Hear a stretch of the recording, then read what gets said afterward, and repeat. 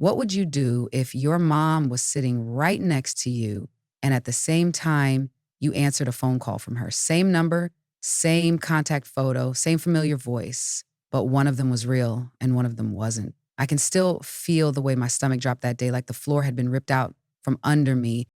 Before we continue, please subscribe to the channel and let us know where you're listening from in the comments. And if you've ever experienced something unexplainable or had a family moment that made your blood run cold, hit that like button because this story is going to stay with you.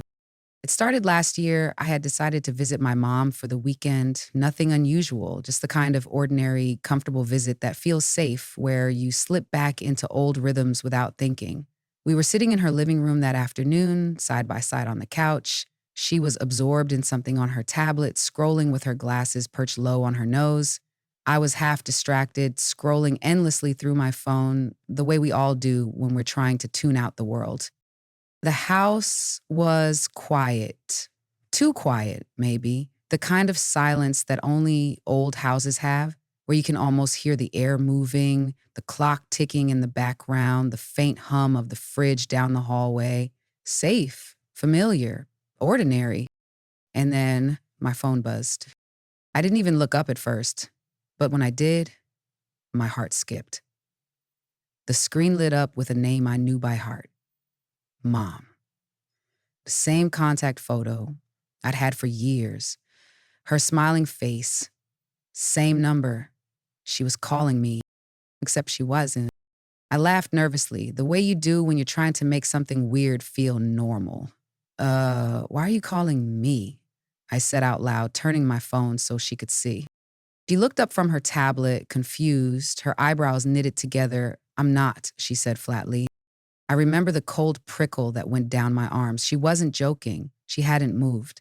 And yet my phone was still ringing with her name flashing across the screen. For a split second, my brain scrambled to make sense of it. Maybe it was a glitch. Maybe she'd butt dialed me without realizing. But she was sitting right there, no phone in her hands, nothing that explained the sound of her number calling me. Still, I pressed accept and put it on speaker, trying to laugh it off. But the second the line connected, I stopped breathing. Because on the other end, I heard her voice, my mother's voice. It was unmistakable, calm, casual, distant as if she was on speakerphone in a hollow, empty room. She said, "Hey, where are you?" I froze. My real mom, the one beside me on the couch, went pale. She stared at me wide-eyed and whispered just one word. Hang up. My finger slammed the screen. Immediately, the call ended. The room was silent again, but not in the comfortable way it had been before. This silence was heavy, charged, like the walls themselves were listening. I glanced down at my phone, hoping to see some kind of rational explanation. A scam number, a mistake, anything that would tell me I hadn't just heard my mom's voice from two different places at once. But there it was, clear as day in my call log. The call had come from her exact number. We both sat frozen, the tablet forgotten in her lap, my phone still trembling in my hand. I wanted to laugh. I wanted to pretend it was nothing, but then my mom finally broke the silence. Her voice was low, careful, like she was afraid of saying it out loud. This isn't the first time, she admitted. And that's when the bottom really fell out of my stomach. Her words hit me harder than the phone call itself. This isn't the first time. I turned to look at her. Her face had gone pale, the kind of pale that drains you when you've been holding on to a secret for too long. My mom wasn't someone who's scared easily. She'd handled break-ins at work. She'd driven through snowstorms on back roads in the dark. She'd survived raising me alone after my dad left. But in that moment, she looked small, shaken. "What do you mean, not the first time?" I whispered, my voice coming out sharper than I intended. My throat was dry, my chest tight. She took off her glasses slowly, set them down on the table, and rubbed her temples. "I didn't want to tell you before. I thought it would just stop, or maybe it was nothing. Maybe I was imagining things." My pulse was hammering in my ears. I leaned forward, gripping the phone so hard my knuckles turned white. "Tell me."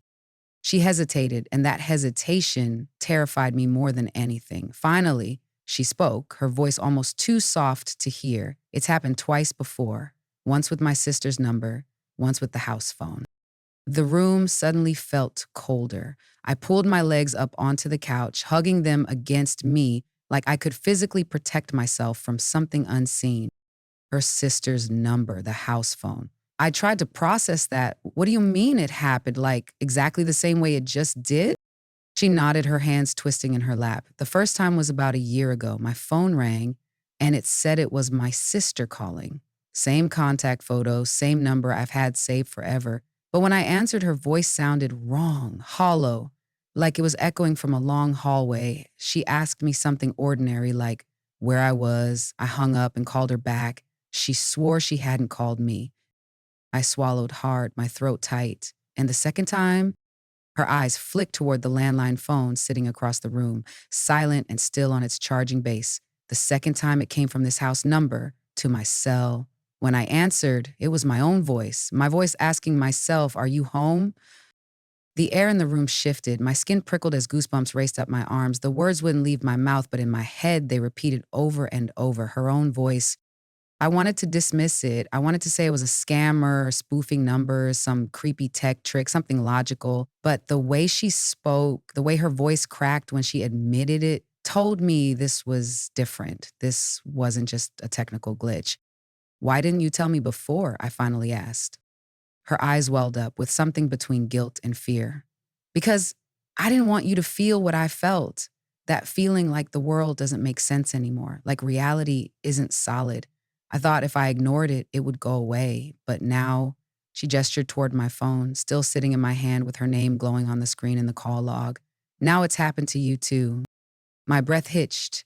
For the first time in years, I felt like a little girl again, sitting next to my mom, terrified of the dark but trying to act brave. Except this wasn't the dark. This was something worse, something that had followed her and now had found me too. Neither of us spoke for a long moment. The clock ticked loudly on the wall, each second stretching like an eternity. Finally, I whispered, "So, what do we do?" Her answer was immediate, but her voice was trembling. "We don't answer again." That night, I lay awake in the guest room at my mom's house, staring at the ceiling, listening to the faint hum of the heater kick on and off. Her words looped through my mind over and over. We don't answer again. But how do you ignore something like that? How do you pretend the rules of reality haven't just cracked in front of you? Every time my phone buzzed with a random notification, my heart jumped. What if it was another call? What if it came from my number this time? I couldn't sleep, neither could she. I could hear her footsteps pacing in her room down the hall, slow and uneven, like she was carrying something too heavy to set down. Around midnight, I finally knocked softly on her door. She opened it almost instantly, as if she'd been waiting. "Couldn't sleep?" she asked. I shook my head. She looked just as restless as I felt. We sat at the edge of her bed in silence for a while, and then I asked the question that had been burning in my throat since the afternoon. "Why did you look so scared when I answered?" She exhaled slowly, pressing her hands together like she was trying to keep them from shaking. Because the second I heard my voice come through that phone, I knew it wasn't me. And if it wasn't me, then what was it? The way she said it made my skin crawl. I had goosebumps crawling up my arms, even though the room was warm. I tried to rationalize, to steady both of us. It has to be spoofing, right? Scammers can fake numbers all the time. They've probably recorded your voice from a voicemail or something. She cut me off, her tone sharp. "Don't you think I've thought of that? Don't you think I wanted to believe it was just some scammer? But explain this. How would they have my voice asking me a question I'd never asked out loud?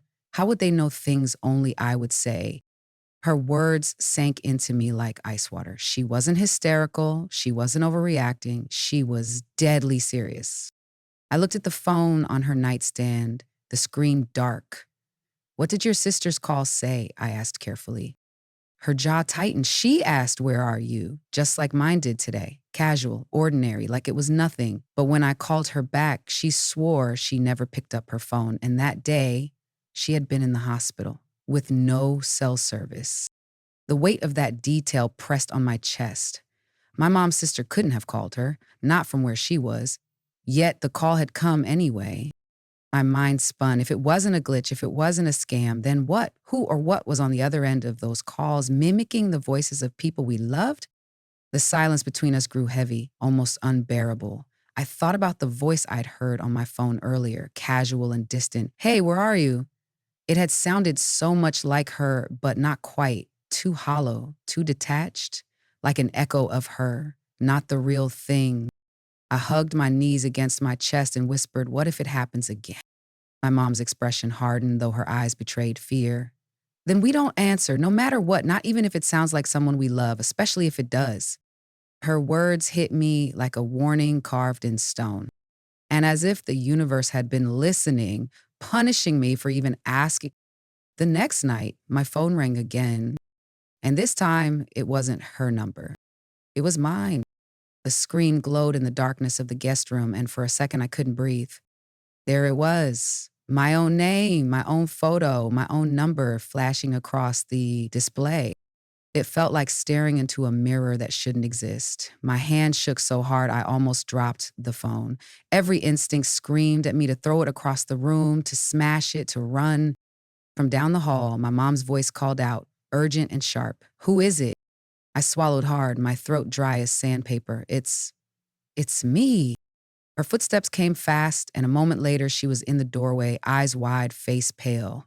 She didn't need an explanation. One glance at the glowing screen in my hand and she froze. Don't answer it, she whispered. The phone kept ringing, the sound slicing through the silence. Each vibration against my palm felt unnatural, like it was alive. The call timer ticked down. 3 rings, 4, 5. I stared at it, frozen, fighting a war in my head. What if I don't answer and it doesn't stop? What if I do answer and it's me? What would I even say? On the 6th ring, my thumb twitched. Against every ounce of common sense, I swiped the screen. The line connected with a soft click. Hello, hello. My voice trembled. And then I heard it. My own voice, my exact tone, my cadence, like a recording pulled from inside my skull. Hey, it said casually, almost friendly. Where are you? My stomach dropped. Hearing my voice but knowing it wasn't me, it was like my soul had been split in two. I glanced at my mom, who was standing rigid in the doorway, her hand over her mouth. Hang up, she mouthed. But I couldn't, not yet. My breath hitched as I whispered, who is this? The voice on the other end laughed, a short, hollow sound distorted at the edges, like it was bouncing down a long tunnel. Then it repeated the same words, slower this time. Where are you? And that was it, same question, same wrong echo. I felt my skin crawl, every hair on my body standing on end, my chest tightened until I thought I might pass out. My thumb hovered over the red end call button, but before I could press it, the voice whispered something new. This time, it wasn't casual, it wasn't distant. It was cold, icy, intentional. I can see you. The words hit me like a blade to the chest. I can see you. It was my own voice saying it, but twisted, stripped of warmth, as if something hollow had stolen my tone and fed it back to me. My thumb slammed the screen and ended the call. The room went black again, the silence so heavy it rang in my ears. My breathing was sharp, shallow, ragged. My mom was still in the doorway, her hand pressed against the wood as if steadying herself. Tell me you didn't just hear that, I whispered, my voice breaking. She nodded slowly, her face ghostly pale. I heard it. My phone vibrated in my hand, another call. I nearly dropped it onto the carpet. The screen lit up again with the same impossible display. My name, my number. This time I didn't answer. I tossed the phone onto the bed like it was something toxic. The ringtone blared, filling the room, and my mom lunged forward, snatching the phone and hitting the power button until the screen went dead. The silence that followed was almost worse. For a moment, we just stared at each other. The lamp cast long shadows across her face, and I realized she looked more terrified than I'd ever seen her in my life. What does that mean? I asked shakily. Whoever or whatever that was, how could it see us? She pressed her lips together, shaking her head. I don't know, but this is why I told you not to answer. I wanted to argue, to demand answers, but the truth was, part of me didn't want to know. Some things don't feel human. Some things don't have explanations. We sat together on the edge of my bed, neither of us speaking. Outside, the wind rattled the branches against the window, and every sound made me flinch. I kept glancing toward the dark corners of the room, half expecting to see someone or something watching. Finally, my mom broke the silence. It happened to me once, and the voice said the same thing. My blood ran cold. What? Her eyes flicked toward the window before meeting mine again. When I got the call from your aunt's number, after it asked where I was, it said, she swallowed hard. It said it could see me. The air in the room turned heavy. I wanted to believe she was wrong, that her memory was just warped by fear, but I knew she was telling the truth. We turned off our phones that night, both of them. She even unplugged the house phone. We sat in the living room with every lamp turned on, pretending to watch TV, neither of us really paying attention. Every creak of the house made my heart race. Every passing car outside made me think someone was out there, parked, watching. And when I finally fell asleep on the couch, I dreamed of hearing my own voice whispering from somewhere in the dark. The next morning, I woke up with my neck stiff from sleeping on the couch. For a few seconds, I almost forgot why the lights were still on, why the TV was humming softly with an infomercial. Then it all came back. The call, the voice, the words. I can see you. I sat up quickly, my stomach turning. My mom was already awake, sitting at the kitchen table with a mug of coffee. She looked like she hadn't slept at all. Her eyes were bloodshot, her hands wrapped so tightly around the cup that her knuckles were white. Morning, I muttered. She glanced at me, her expression tight. I checked our phones. She slid mine across the table. Both still had the calls logged, same timestamps, same number. I picked it up and looked at the screen. My own number stared back at me from the call history, clear as day. No spoof warning, no unknown caller, just me. I don't get it, I whispered. How is this even possible? Even if someone was spoofing, how did it sound exactly like me? Her jaw clenched. That's the part I don't want to think about. For the rest of the morning, we tried to act normal. We made breakfast, we washed the dishes, but the air was heavy, like we were both waiting for something to happen. Every time the house creaked, I froze. Every time the landline clicked softly as it does when settling on the hook, my mom's head snapped up. By noon, we couldn't take it anymore. My mom suggested, maybe we should check the house, just to be sure. I knew what she meant, not just locking the doors, but actually walking through every room, every corner, making sure nobody was hiding inside. So we did. We opened closets, checked under the beds, pulled back the shower curtain. My mom even took a broom and tapped on the attic door, listening for movement. Nothing. Just dust, silence, and our own nervous breathing. Still, it didn't feel like enough. When we came back downstairs, I told her, what if we, recorded the calls? If it happens again, at least we'd have proof, something we can show someone. She hesitated, then nodded slowly. I don't like the idea of answering again, but maybe you're right. We turned both phones back on, setting them side by side on the table like bait. All afternoon we waited. Nothing, just normal silence, broken only by the occasional text notification or spam email. And just when I started to think maybe it was over, at exactly 3:17 p.m., my phone lit up. The name, the photo, my number. This time, I didn't freeze. I grabbed another phone, the house landline, and hit record on the old voicemail tape. With shaking hands, I swiped to answer my cell. Hello? My voice cracked. For a long moment, nothing but silence. Then, faint and distorted, I heard my own voice again. I told you, it whispered. I can see you. And then the call cut off. The landline was still recording, the tape whirring softly. My mom and I just stared at each other, our hearts racing. We had proof now, but proof of what? We sat frozen in the kitchen, the tape still spinning inside the landline. My mom finally reached over with trembling hands and hit stop. Neither of us moved for what felt like forever. Finally, I whispered, play it back. She rewound, pressed play, and the hiss of static filled the air. Then my own voice came through, faint but unmistakable. I told you, I can see you. Hearing it a second time was worse. On the phone, I could almost convince myself my brain had filled in the blanks, twisted the sounds. But on tape, it was undeniable. My voice, my tone, my cadence, except hollow, like it came from somewhere that wasn't me. My mom snapped the tape off mid-sentence, slammed the phone down, and buried her face in her hands. This isn't normal," she muttered. "This isn't anything normal."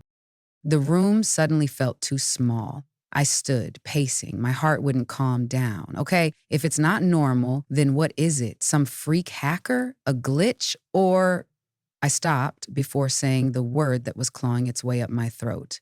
Or something else. My mom looked up, her eyes haunted. I've had two of these calls before. Both times I ignored them. I thought maybe if I didn't feed it, it would stop. But now it's worse. Now it's coming for you too. The idea that this thing, whatever it was, had been circling her for years made my stomach drop. "Why didn't you tell me sooner?" "Because I didn't want you dragged into it," she snapped, her voice sharp but shaky. Then, softer, "I thought maybe it was just me. Maybe I was imagining things." We sat in silence again, the kind that makes your ears ring. That night, we didn't bother pretending to sleep upstairs. We stayed downstairs, every light blazing. We put the taped message in a drawer as if shutting it away would make it less real. Around midnight, I was half dozing on the couch when the landline rang. Both of us jumped like we'd been shot. The old phone's shrill tone cut through the house like a scream. "Don't," Mom whispered. "Don't answer." The ringing echoed. 10 times. 11. 12. Then silence. We both let out shaky breaths. I thought maybe it was over until my cell phone lit up at the exact same moment. My name, my number, and then my mom's phone lit up too, same thing. We stared at the glowing screens, the room bathed in sickly blue light, both phones vibrating in perfect sync, both showing the impossible. It felt less like a glitch now, less like a prank. It felt like something was here with us.